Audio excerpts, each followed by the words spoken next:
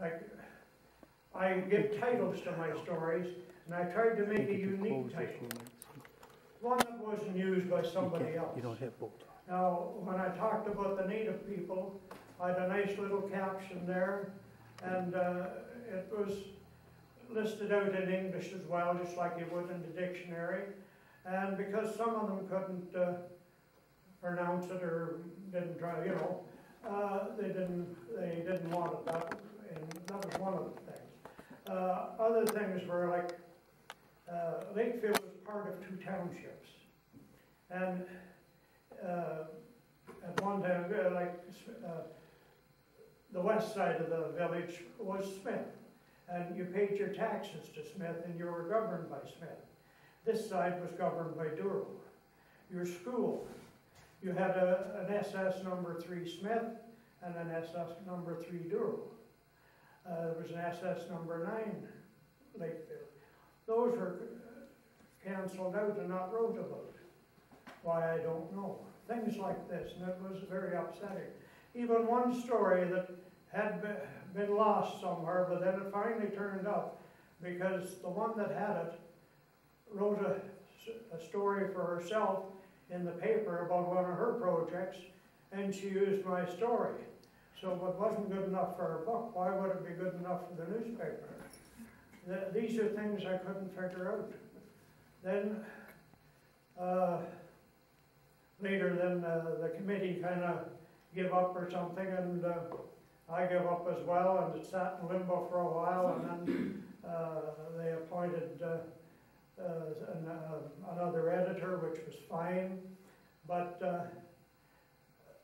they asked me if I would help, and I said yes. All I need to do is correct what we've sent in before, and have the spelling corrected, and so on, and things put back together right, and pretty well all I need again is spelling and that, and if they'd seen anything that they didn't like, come to me, in which they did, and I explained to them why I had it that way, and they could usually see it and so on. But anyway, time and time again I changed it, and it never got changed. I rechanged it because you know, each time you do it, you kind of got to go over your notes again, and it's time consuming, very time consuming, because I don't want to write anything down without first going over things and doing a lot of research. Before I would write it. Now, I had a friend of mine, Bill Hudson.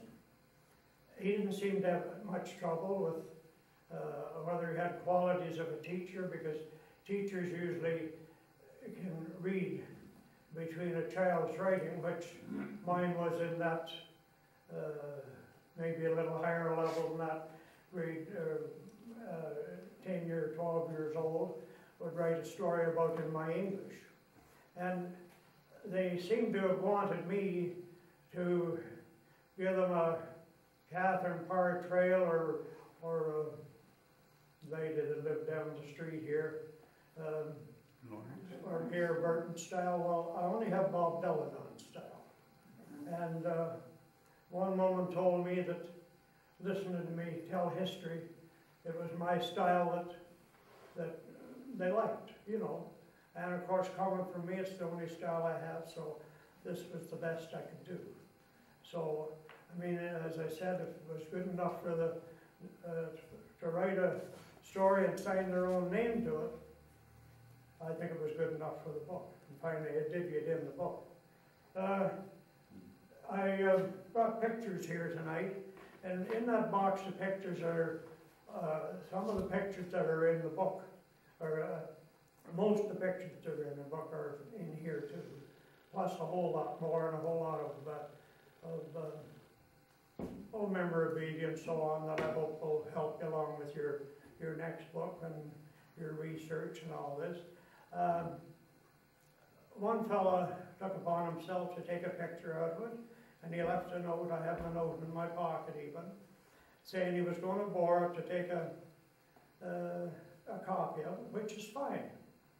But when I asked for it back about a year later, he said that I had one of his grandfather's pictures. Or not his father's pictures. I said, very well, my mother told me. So I went up to his mother and I said, did you say I have one of Don's pictures? And no, she said, I said, you had pictures here and you were talking, well, that's a little different story. Now, what he was talking about was back when we had the high school reunion in '78, and this was 1901. That's 19 years. Now, if he'd have come along a year after something, we could have maybe found it or thrashed it out, and his father was living at the time, we could have got, you know, got together. Now, I won't say I didn't have the picture if there was one, but I know I had pictures there, and we discussed things and so on. Now, when I went back to his mom, she said, no, she said, I told him that you were here, and you were down, we're looking at pictures. Well, that's a lot different story. So, things like that, you know, do upset me and so on. Now, I don't want to take too much more of your time, but I just want to tell you that I have brought you, the other thing I was upset with,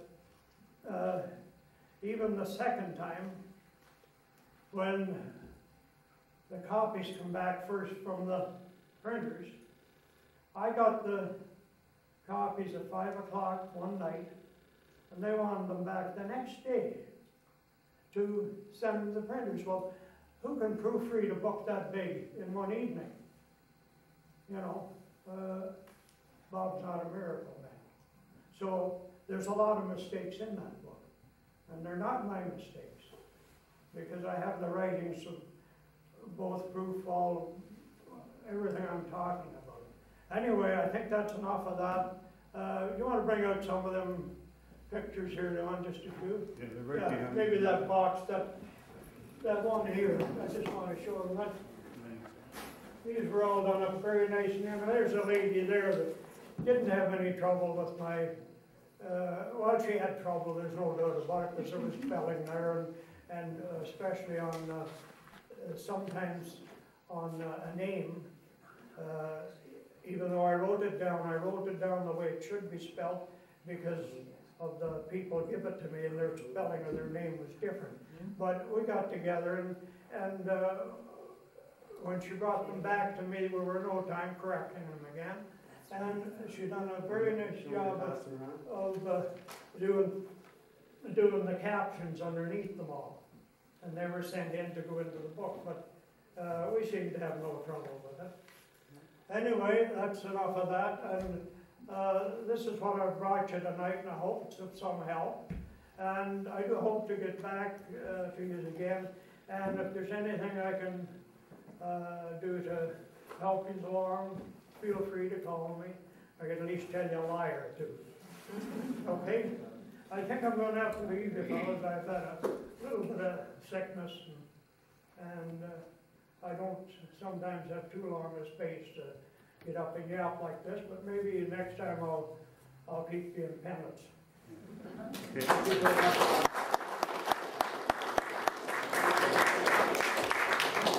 Historical Society for inviting me to do this interview with Ken. Ken and I go back a long way. We were both born in Lakefield. We were born about a month apart. We both lived on Concession Street. We went to school together. We went to Scouts together. We played sports together. And we even studied together. 1 week before the exam. So we got on the phone, had a little chatting, and felt that probably this should be the first of a series. This evening should be the first of a series of 4 evenings, so Ken can tell you about his life in Lakefield, growing up, about his life at the funeral home, because having all his working days at the funeral home, he knows everyone in Lakefield and the area. So anyway, it's a pleasure to do this, and we won't tell them everything, Ken, but I thought maybe we could start with your family, your parents and your brothers, and maybe you could talk a little bit about that at the beginning. Well, already somebody was praising Leonard here, but I'm a little bit put out of him because he deceived me and he didn't tell me that this was going to be videotaped. And I'm very reluctant to be videotaped. Yeah, but we're related though. We're related. You can't help it. It's not really like a tape. So I have another brother, Raymond, which probably not many of you remember because he spent most of his life in Peterborough. Some of you would remember him. Bill remembers him. Len's my older brother, and he's my younger brother. My father was, I guess, born and raised in Lakefield. And my mother came from Minden and came early to Peterborough because of the death of her mother at a very young age.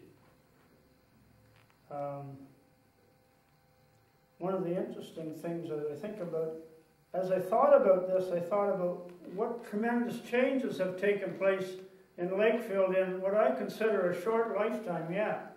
I'm 68 years old. Like, when I look back, I can't believe the tremendous changes that have taken place. And Bill and I will probably be talking a bit about that. But one of the things I remember is going back to Minden to visit my mother's brother and sister. And we took a bus, we went to Lindsay by bus, and probably took Highway 35 on a kind of a dingy, dark old bus, it seems to me, to Minden. It took all day to get there.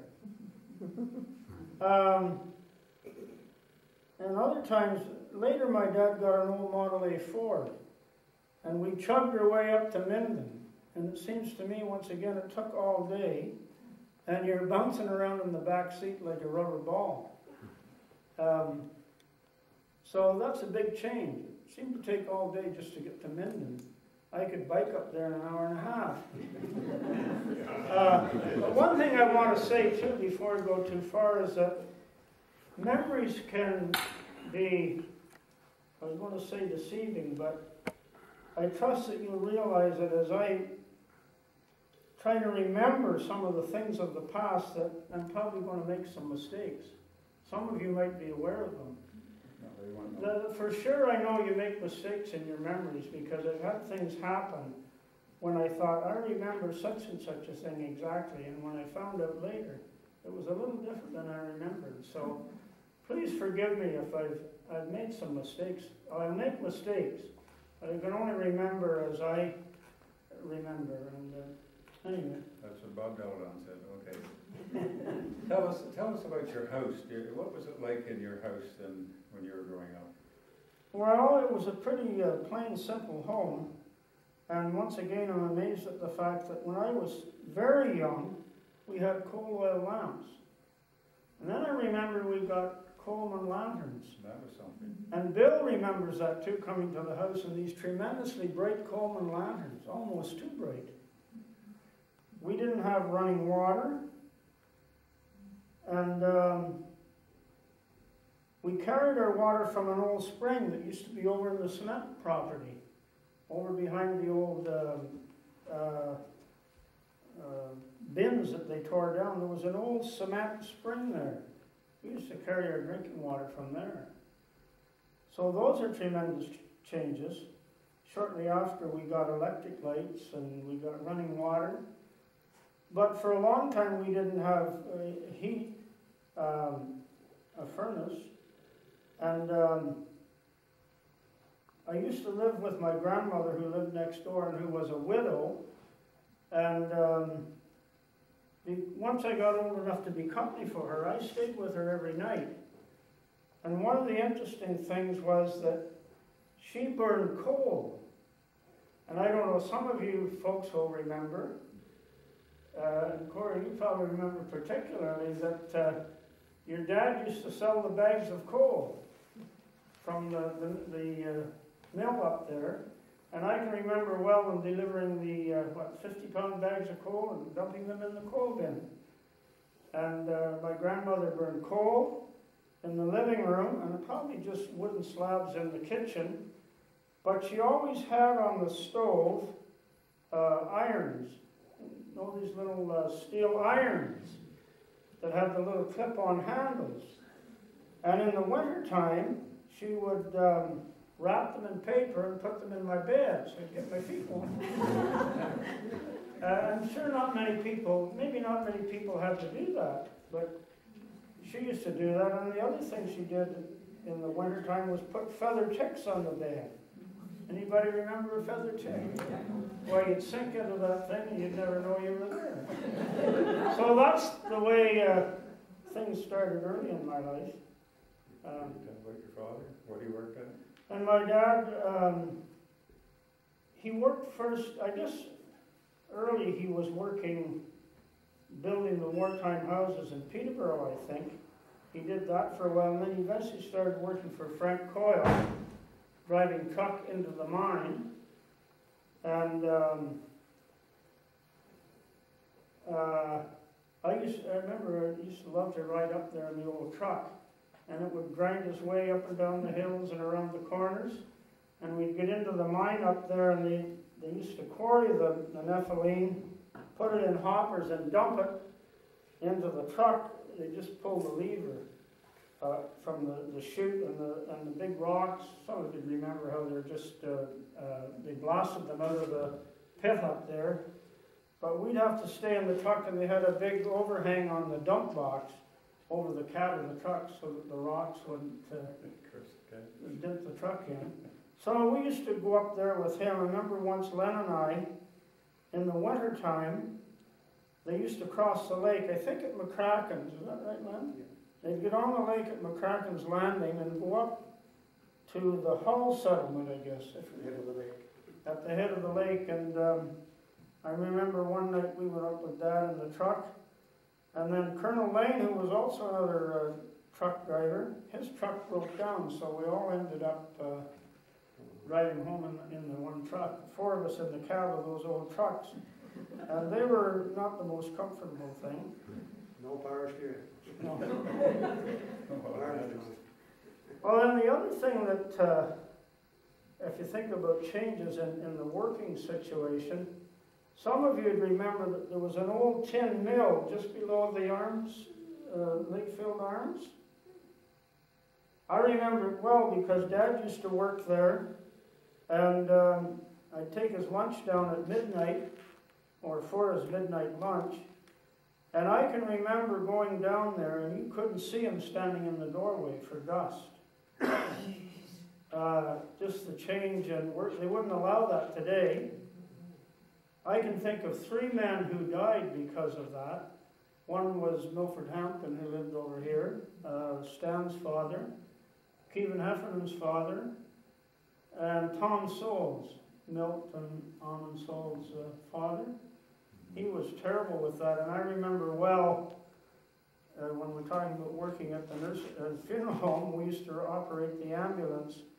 I remember taking Tom many times to the hospital, and he just couldn't hardly breathe.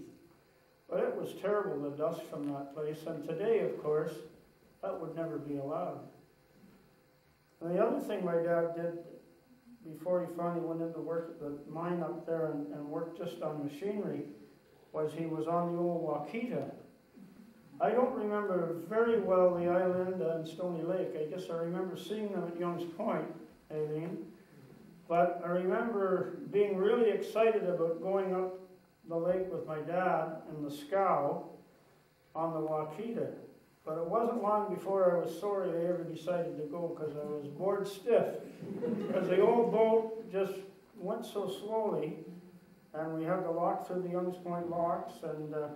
But they used to bring it down, as some of you remember, on the scow and load it. Eric Holmes ran the shovel, dumped it into railway cars, and it went to Rochester, I think, to be further refined. Some was done down here, and then, so that's enough of that, I think. Okay. Well, the Wingett home used to be sort of a hangout for neighborhood kids, and it was actually a playground too, I guess. But maybe you could tell who some of your neighbors were, because some might be in this room or related to some in this room. Yeah, well, there's a few of them. You're one of them, and Neil's another one. And Stephen Heffernan's another one. Bob Deladon. The Henrys, Don and Darrell, they were more our age. The Spencers, right next door, big family, some of them you know, Pete and Gary. And we used to, the Welburns, oh yes, Doug's wife Bev, lived right up the street from us. And, we could tell some stories about that, but they're better not told. There isn't enough time for those stories. I heard about you pulling my wife around in a little wagon today.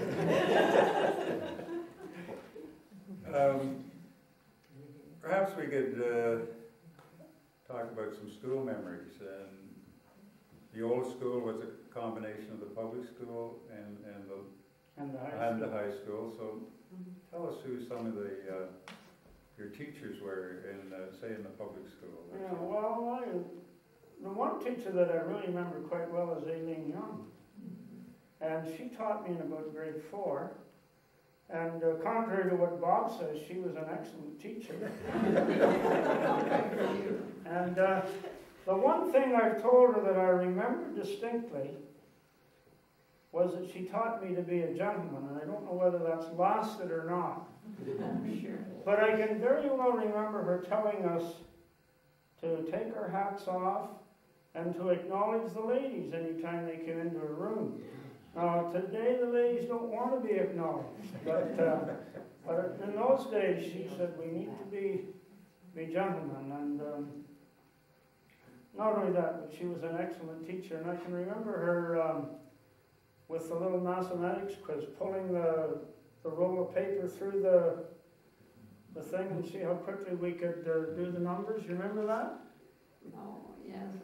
You know, you had the frame and pull the thing through, and the question, like 3 times 5, see who could answer it quickest. You don't even remember this? I remember that. I remember the one thing I really will never forget is the day the war ended. And I was in grade 5, and as I say, my memory might be wrong, but I'm almost certain that they closed the school that day. And I can remember a really joyous celebration on the streets of Lakefield. Now maybe I got a little bit of imagination in there, but maybe some of you can remember that. But that was a really something, the day the war ended. And along with that same idea, let me get carried away here, I remember being up at the school during the wartime, and they played ball in the ball field across from the school there.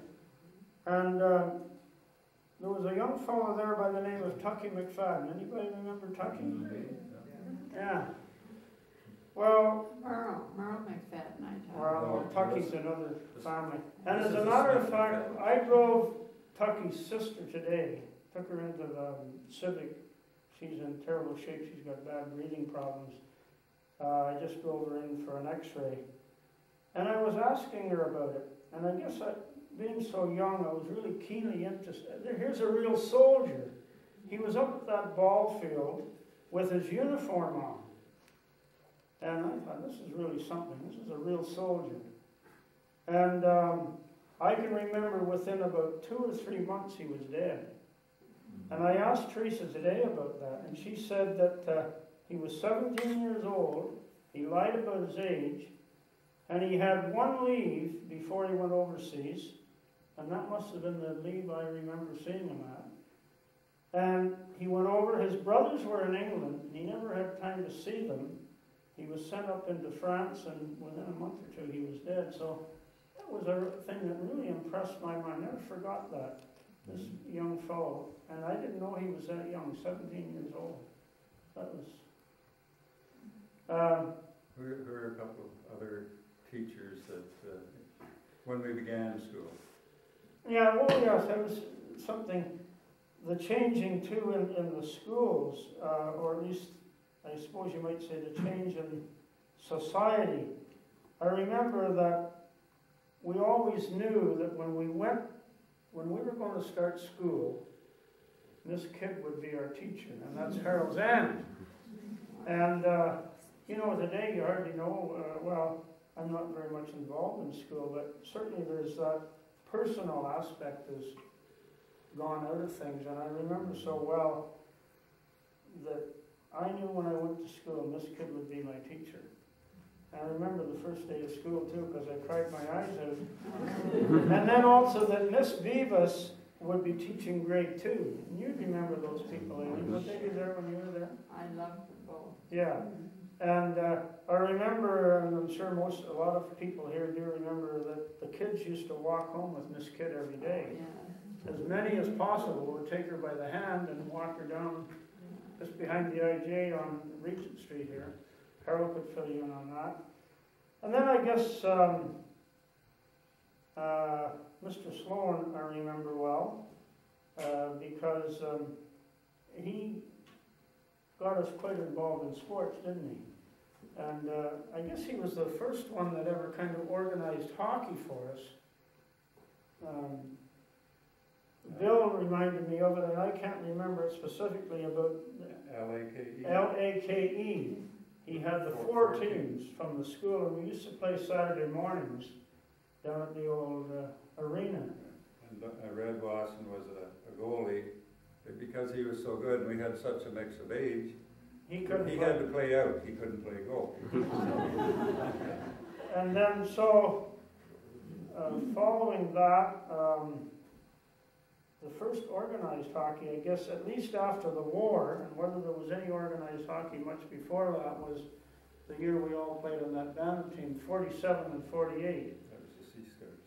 The Sea Scouts, Ken Jenkins was the manager, and was Wolfley, I don't know if he was involved in the hockey, was he? But Jack Millage, Mr. Sloan wasn't really a coach, was he? He just kind of was around, you know? Jack Millage was the coach, but Mr. Sloan eventually just usurped the authority and took over. Because we used to practice Saturday mornings, and there was one other person, I can't remember. But anyway, that was that one year that, I guess for me, the only really successful year of all the time I tried to play hockey, because we went to the provincial finals that year, and there's been pictures about that was in the paper, and Bill was on that team, and Neil was on that team, and Pete Spencer was on that team, and Kevin Heffernan, and Gord Coyle, and John Pugh, Don Pearson, Delmer Sloan, Gilbert Hunter. Delmer Sloan, and Jim Hunter, so. Don I Pearson. brought a picture of that. Don Pearson, yeah. Morley Brown. Morley Brown, yeah. Yeah. Fred Wilson, Fred Wilson, Morley Brown. yeah. That team was just made from the Sea Scouts. Supposed to be, but I don't think they're all scouts. But then, were they? Yeah.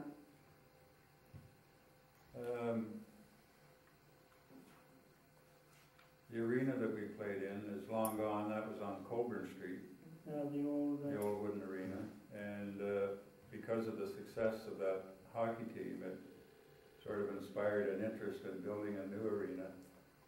And that was built where the president, Mr. Sloan, had us come from the school, and we all went down with a shovel and dug the footings for that first arena.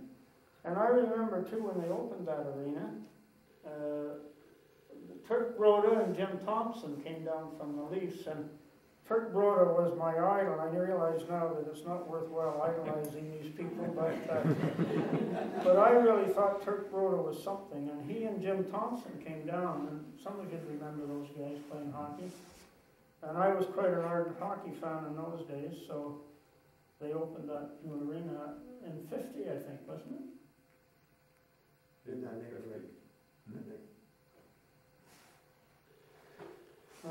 Prior to that, I guess most of the time, we used to make a rink in our backyard, and Neil and Bill and a lot of others would remember that. And once again, it goes back to the times when we had to draw the water out of the well in a pail.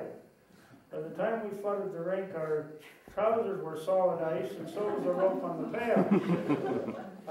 And we spent a lot of time playing hockey on that little rink. We used to chop the bumps off with an axe and try and make it smooth.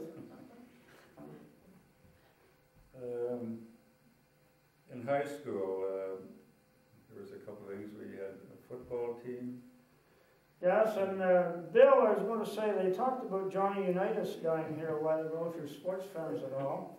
Bill was a Johnny Unitas from Lakefield High School. And he could throw that football. But all I could do is run and catch it. That's about my limited talents. But that wasn't a very well organized team, and I remember just once, I think I played one game of football, and we went to Camelford, and the teacher, Mr. Shepherd, drove us down, and it was on a Friday night, and I threw my books in the back behind the seat of the car, and he brought them back to me Monday morning. Wanted to know if I had my homework done.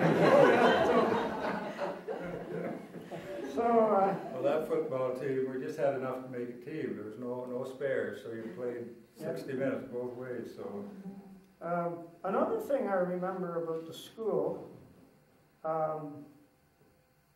if I remember correctly, we were the first grade 9 that there was more than one grade 9 in the school, and they had a classroom in the basement of that old school, which wasn't the Taj Mahal. It wasn't bad. But it was just the old block stone walls, and they painted them, and it was not a very fancy place. But I remember one time I went to school, and Neil's father was the caretaker, and Custodian. yeah. But I suddenly realized as I got up to the school that my zipper wasn't up, and I couldn't get it up. So I went down into the basement, and Mr. Wasson, with his pliers, finally got me zipped up. So, quite a change, really. There's been such a tremendous change in those areas, I think. There's not the same personal, and I guess we couldn't hope to go back to some of them, but it seems to me in some sense we've lost something too. we also had portables then.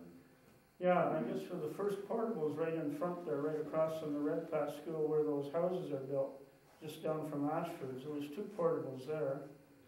And I'm pretty sure that was the first year there was more than one grade 9 in the high school, but I could be wrong. Do you remember the big toboggan slides they had up there? Don't Down remember. behind Centers. No, they were up Oh, the beside hill the there. school, and we went out at recess and got on the Oh, toboggan. see, you're a lot older than I am. I guess I better be quiet. That was down at the little white pump house down there, wasn't it? Yeah. Down over the bank to Yeah, yeah. they went way down over that. I don't remember it, but I've been The told. wagon slides went down over through Charlie Stenner's grave, Yeah. down at the concession. We better move on. We must be Here. right. Also, you want to mention about the cadet corps at high school? Oh yes, that's another thing that they had in the high school. When we were going to high school, they had the cadets. Of course, just being after the war, the government, I think, supplied funds to train us to be soldiers. And every year we used to have an annual inspection. One of the military officers would come and inspect us. And we used to march downtown, and we had a band made up of Bill Twist and Doug Darling, John Pugh. John Pugh, Who were the drummers? Higgins, Roger Higgins on the drums. Roger Higgins on the drums. And so that was something that was there for a few years after the war that's gone. Is Charlie Is that- Redpath in now? No, he wasn't.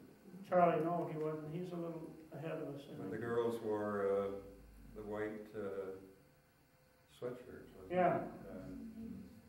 I forget it. Well, cadets, the army, the boys had like khaki cadet uniforms.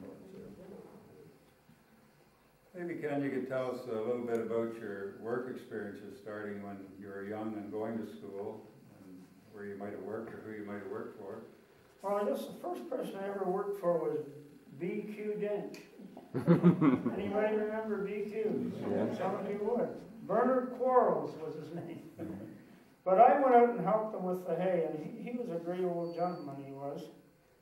He used to bring cream into the creamery every morning, and then he'd pick me up at the house at 10 o'clock, and I'd go out and help him bring in his hay, and stay out for dinner. And Mrs. B was a farmer, and Mrs. Dent was a, what would you call her, an aristocrat. She loved to, she never ever set a table with just a spoon and a fork or anything. She had the table set for lunch. Everything was laid out lovely. She was a wonderful cook, and I used to go out and help her, or help B, and he was a great old gentleman. He was always afraid that he might overwork me. And he never did overwork me, and that's the first job. And then I started working at the funeral home. I first started working up at Mr. Hendon's, helping him cut his grass, and then I ended up working around the funeral home. I guess I kind of took Bill's job, because he worked there the year before me. Is that right, Bill? And I used to do quite a few little things. I don't know how much Cora remembers of the early days. I remember well looking after Donna from time to time, her daughter, and she was some girl to look after. You couldn't stop her from going unless you had her tight. and so I progressed from there and kept working at the funeral home and just never got out of it. I got my roots down here and I couldn't get out. So I'm firmly planted. So you retired. The other thing I remember, I thank the good Lord that I came to Sunday school in this very building, and Walter Walker was our Sunday school superintendent, and at those days there's an old stove right back there. Walter would be here every morning to light the stove, and Sunday morning to be here. And I thank the Lord for Walter's thankfulness.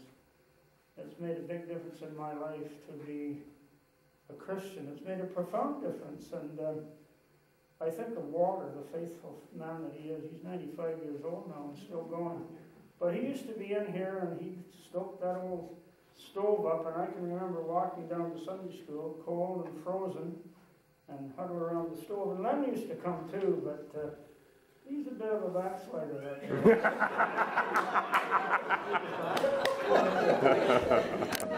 Anyway. You want to tell us what your involvement is in the church today? Oh, well, I'm quite active in the church. That's about all I can say. I do what I can do, and I'm moderator, as they call it, the church board. So I spend quite a bit of time visiting people, not only church people, but people, older people, and I spend some time over at Extendicare each week if I can, visiting over there.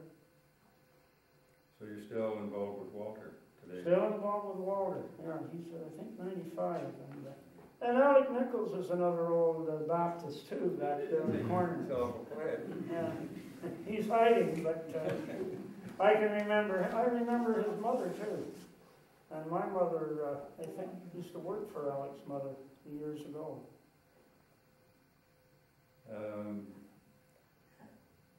Some memories or things that happened to you. You mentioned a couple of things about that would be different today, how you were treated then as how you would be treated today. You had appendicitis when you were 12. Oh, yes, yeah. Yeah, different. That's the year, by the way, that you got a new pair of skates. And he had appendicitis and couldn't play, so I ordered his brand new skates, and I broke them in. I used them all winter. His mother kept asking for them back, but I took them back in the spring. Well, you know, I was 12 years old. I was in the hospital for my 12th birthday. I had appendicitis. And the school had a skating party, and I went to the skating party. We went back to the school to have hot dogs. And I started to have this tremendous pain. And I was buckled over when I got home. And Dr. Alec Fraser was retired.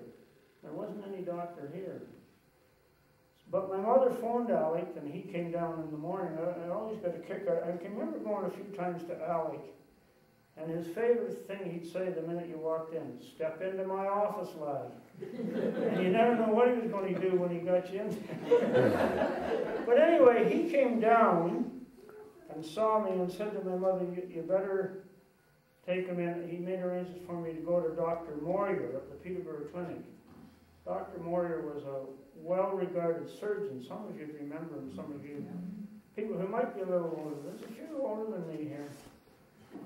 But anyway, once again, my mother got Hendron's taxi, and Mr. Hendron drove us to Peterborough Clinic. But Dr. Moria drove me to Civic Hospital, the old Nichols Hospital, in his own car. And I was operated on immediately. I thought, how would you like it if the doctor drove you to the hospital? It wouldn't be like today. An opera. Yeah. The other thing that happened after that was Dr. Gassel was here, and my mother had a very severe eye problem. She had a blockage in the tear duct, and her face was just puffed up. And he came over to see her, and he carried her out and put her in the car and took her to the hospital. You know, such a change in things. I mean, they don't do those things anymore. And maybe it's better, and maybe it isn't. I don't know. Well, it's a little more personal and family-like in the old days. Yeah. That's not there today. Yeah, I mean, I guess you couldn't expect it today. We talked about the train traveling back and forth, and you had a little... Oh, yes, and I was thinking before Bob left that I think maybe Bob and I are the last passengers on the passenger train to Peterborough. Some of you remember that for years, even though nobody traveled by train, they had the passenger train on the back, passenger car. Bob and I wanted to go into Peterborough, so we jumped the train right over here at Albert Street, got on the back, and before we got to Peterborough, one of the men on the train caught us.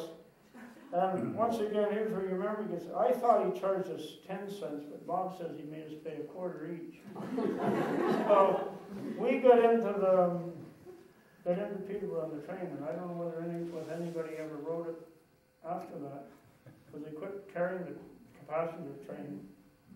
Just had it for free. Didn't the last one go to Ottawa? Took the school kids to Ottawa.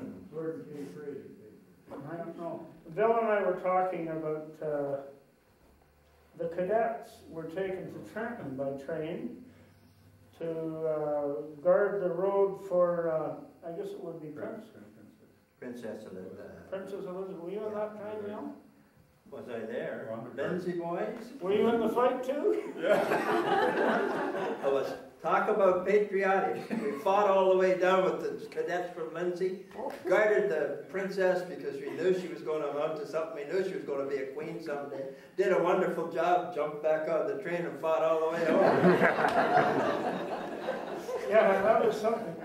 And we waited for hours to get one brief glimpse. And we got a box lunch, and there was no beverage with it. And I think it'd be more tasty if we ate sawdust. And a hot summer's day, spring day as I remember it, we guarded her between Trenton and Belleville, and we were standing there with our car keys on. And it seemed like it wasn't one of my most pleasant days, but she was a nice girl to see. I could see she was going to amount to something. Anyway. We taught those Lindsay boys a lesson, though, didn't we? Yeah. Yeah, I'll tell you, they had more respect for us when they got off the train than they did when they got on. We're small town kids, and they come in, did a little bullying, but it didn't last too long, and they went out with their tail between their legs, didn't they? Well, we'll say we won. Yeah. There's none of them here. Things back in our younger days, too, to do with the businesses in town. Oh, yeah. The grocery stores and the creamery. Yeah, one of the things, Bill wanted to know how I met Dorothy, and my wife, that's my wife in case you wanted to know. And you know, there's another change in the banking system. Dorothy worked for the Royal Bank, and she used to deliver drafts to the funeral home. And I think the idea was... This is not the drink. she'd take the draft, like if you ordered a casket, for instance, the company would send the draft to the bank, I think. Do you know, Cora, how this works? Yes, I think that's right. And then Dorothy delivered the draft, and I guess you'd pay her, or I don't know how it Go to worked. the bank and pay it. Go to the bank and pay it. So it was just like a bill, I guess, wasn't it? But anyway, she delivered them around to the businesses in Lakefield. And that's basically how I got to know her, and ended up marrying her. Kind of caught Ken's fancy a little, didn't you? Yeah. Could have been.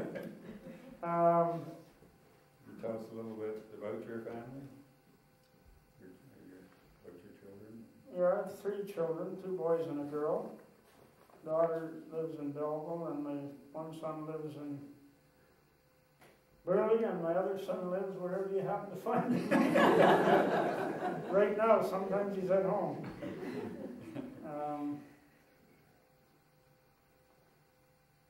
There was something else I wanted to mention that I've forgotten, though. Oh, I know what I wanted to mention. Lakefield's famous for its boat building. Well, there was a boat building company in Lakefield that was little known. But it was owned by 3 fellows, and they built a boat.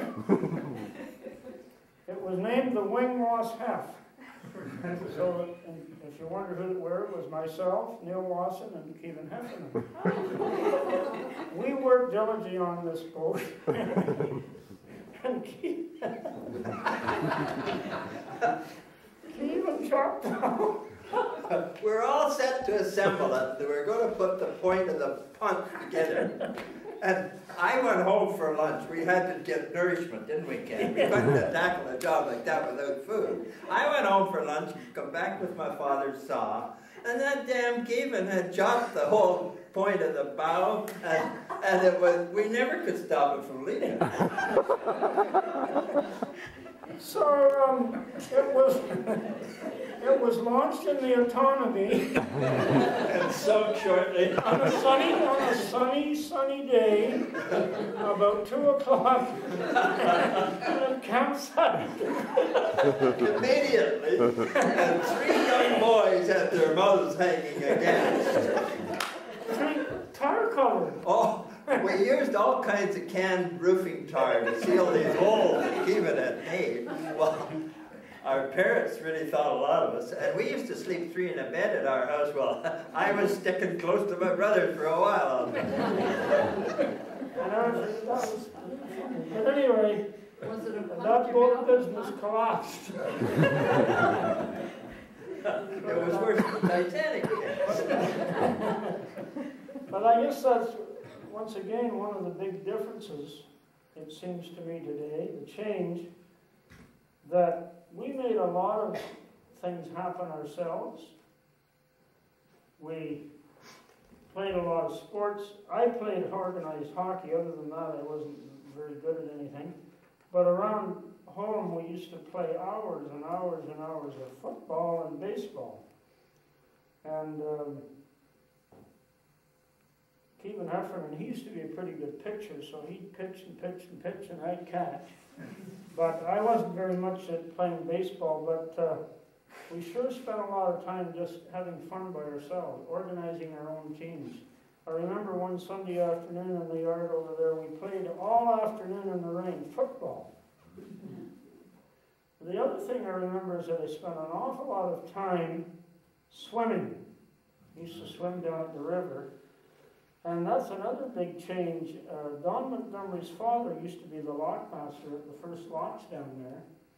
And we'd spend all kinds of time down there, jumping in the locks when there weren't any boats.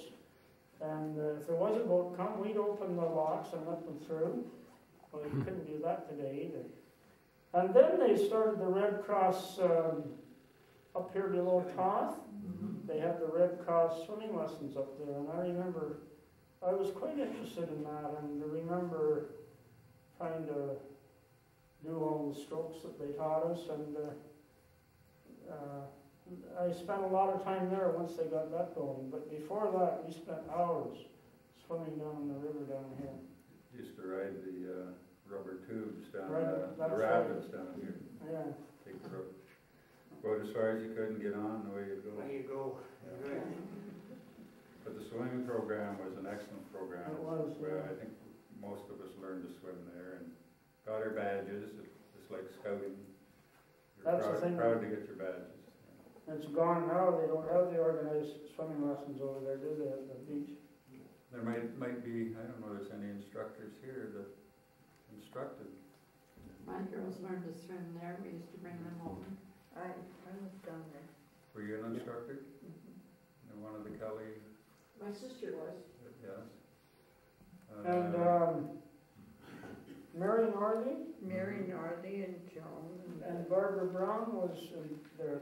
Were they lifeguards or what were they? Lifeguards and instructors. Yeah. Uh, Is there any comments from the floor that were? I wanted to share one story with Ken and I. First I wanted to say what wonderful stock that Ken and Lenny and Raymond come from.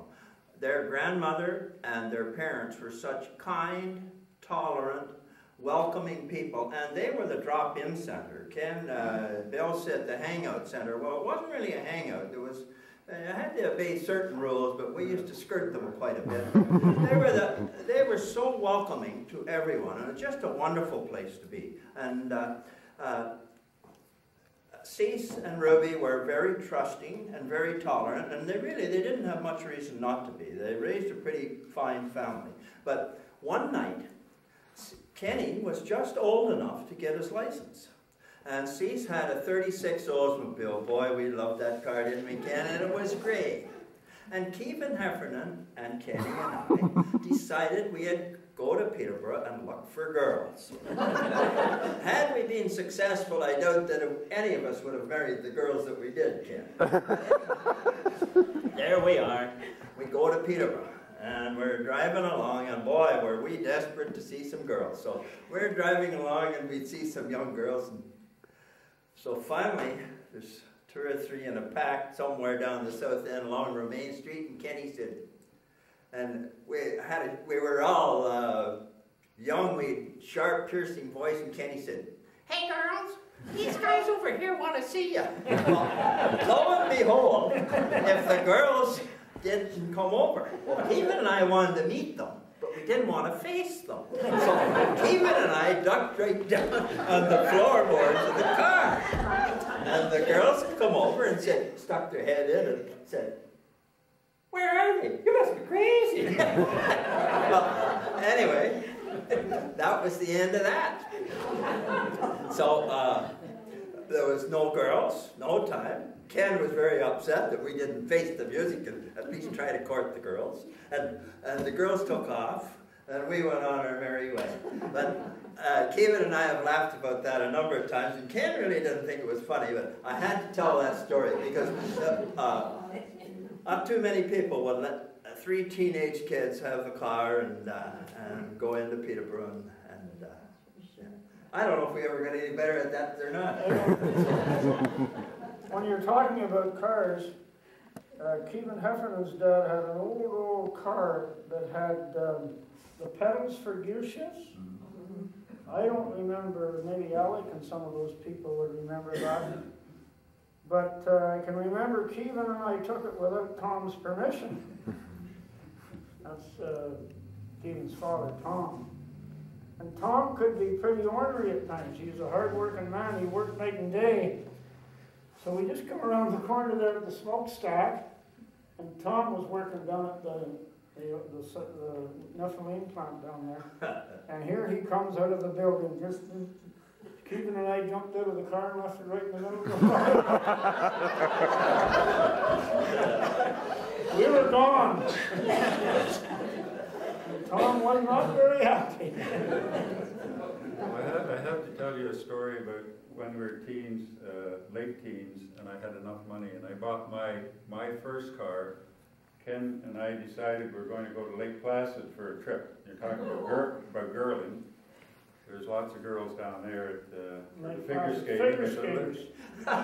So we're all organized to go, and my brother John and his wife Helen decided they'd like to come along. Well, that was putting a real dent in, but we agreed we would take them and leave them and we'd go and do our own thing. Well, we had a good time for 3 or 4 days, and then all of a sudden, I think Helen got homesick for her kids and wanted to go home, and here we're just getting going. So we had to drive them home, and it was a long trip back, so we didn't go back. But I was looking through some old pictures, and here's a picture. You can't see it from there, but this is on the bobsled at the old Olympic Arena, and it's a picture of myself and Ken and brother John with a snowball in their hand. Of course, it's the snow from the arena from the skating in the summertime, but that reminded me of that trip when I was going through some pictures and thought, well, what a good time we had, but some couple of people came along and spoiled it at the end. And I remember that car, it was a 48, wasn't it? 48 Dodge. Yeah. 48 Dodge, lovely car. And you went to Watertown, New York, and got a radio put in it.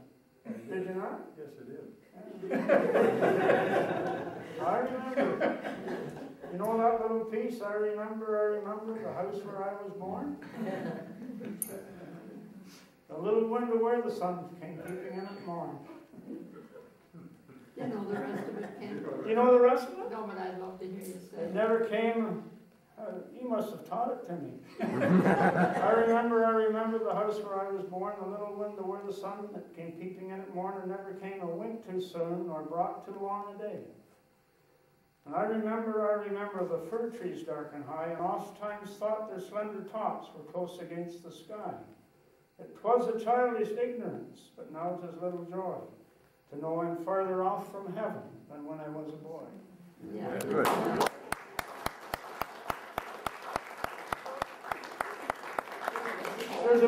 There's one or two things I can do fairly well. I could spell. Bob was a terrible speller. He couldn't spell cat. He could not spell cat. And he couldn't write. He was very bright in mathematics. But I could spell. That's about the only thing I could do.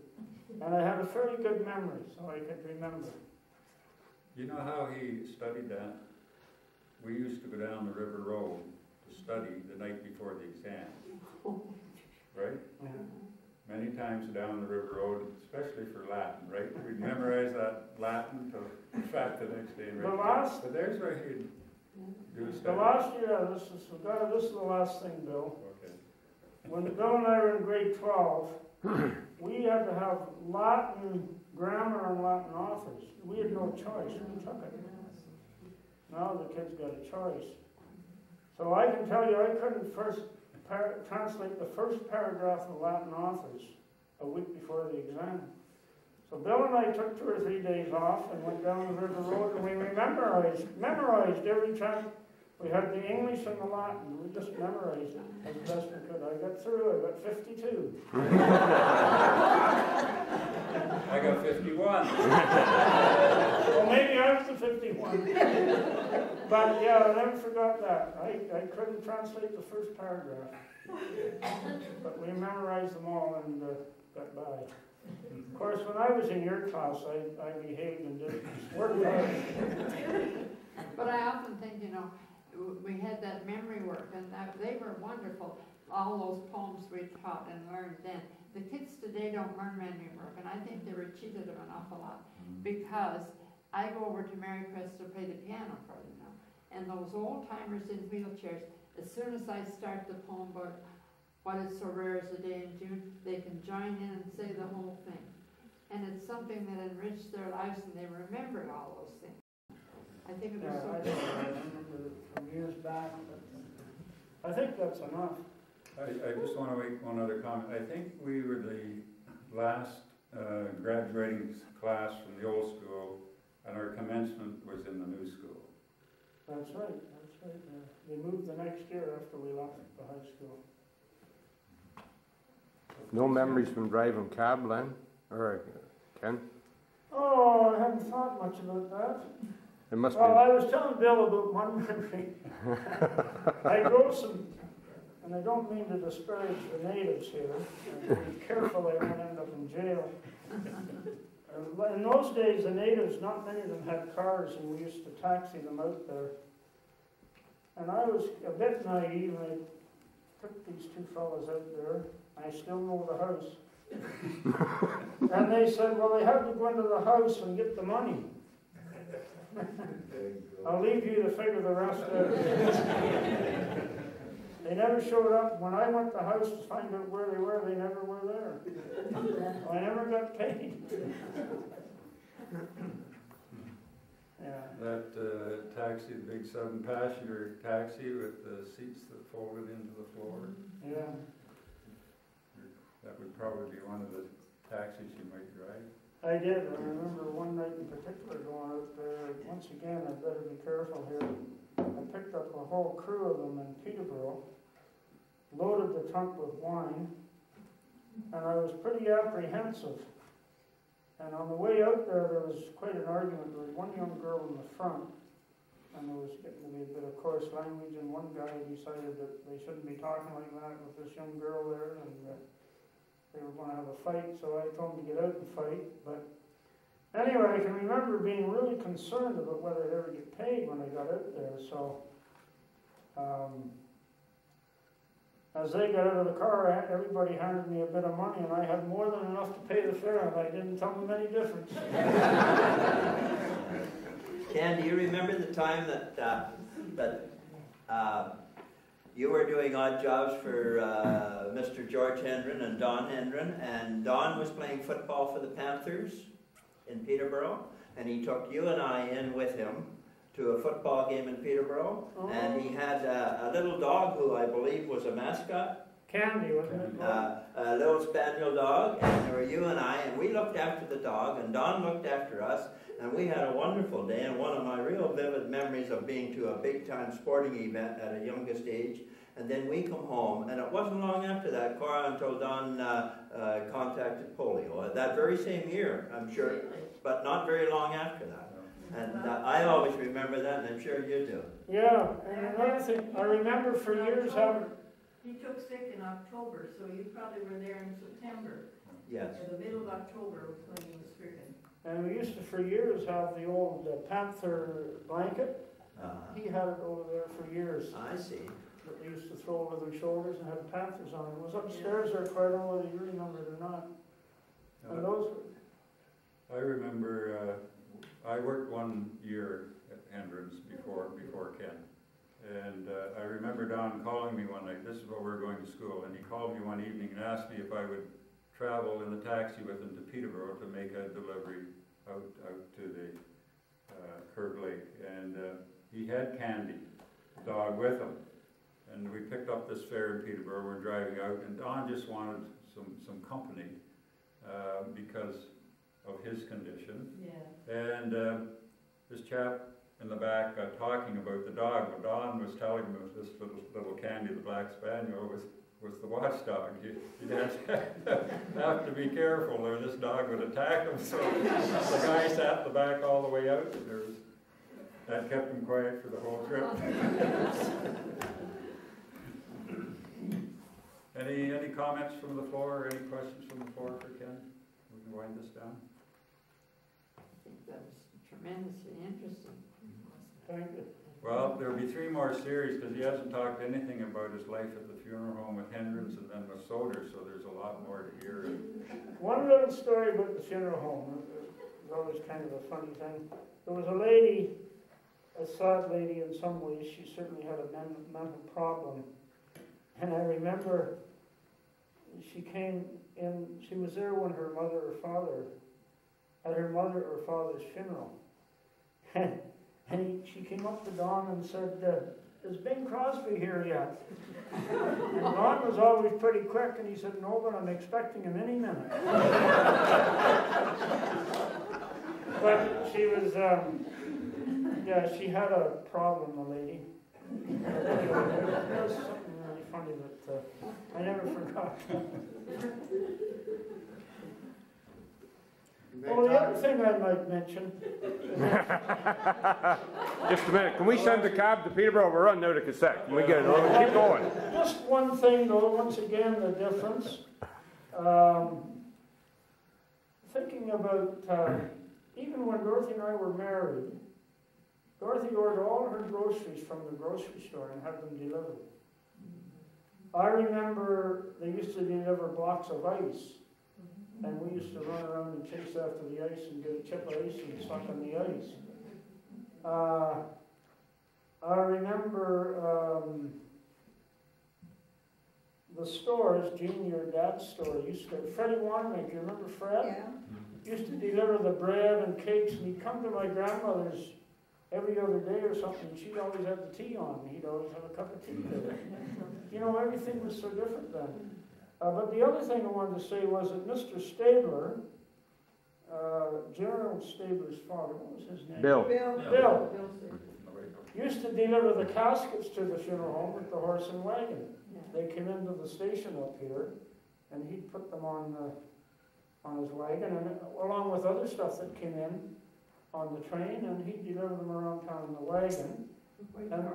And then Perce Darling and Herb Kemp used to deliver the milk on with the horse and wagon. I'm sure some of you in other places remember that. I mean, those things are all gone. There were 4 dairies in Lakefield then. Yeah. Perce Darling's, Herb Kemp's, Glenwood Farms, and Lakefield Dairy. Yeah. And pardon me, it was Mike Wanamaker. Fred had the restaurant. Mike used to deliver the wicker basket with the bread. Yeah, and the but cookies. Fred did before that. Fred delivered. I think he delivered before he started the restaurant. Mike Porter. Yeah, Mike was Before he went, Yeah. There's Dave Spence, Really worked for delivering for Spence. Bernie Wanamaker, Bernie Johnson. Yeah. Anyway, Good old days, man. as I say, that's all she wrote. It's awesome. I was just gonna tell a little story. Ken and I occasionally go for a little walk or something. We were walking down the road, and we were talking about, we were over at Kemp's Creek over here one time. He said, "Do you remember pulling me out of the creek?" I said, "No, I don't remember that." So that's why he's here today. I pulled him out of the river. He saved me for sure. He doesn't remember it, but we used to go over there looking for suckers. And it's that creek just out of town there, you know, where the food town is. In the spring, years ago, that really used to flow. And I got out there. He didn't know it, but I was going to go. If he hadn't grabbed me, I was gone. So I don't know whether you're grateful or you wish it had happened. I'm thankful, but a few other people wish you had just let me go. Thanks a lot, man. Yes, thank you. You're welcome, Jen. Well, on behalf of the Historical Society, you have created just a wonderful vision of what Lakefield was like to grow up. And I thank both of you ever so much for coming and sharing very interesting times. And you're both great storytellers, so we'll just have to have you back again. And thanks again. It was great fun.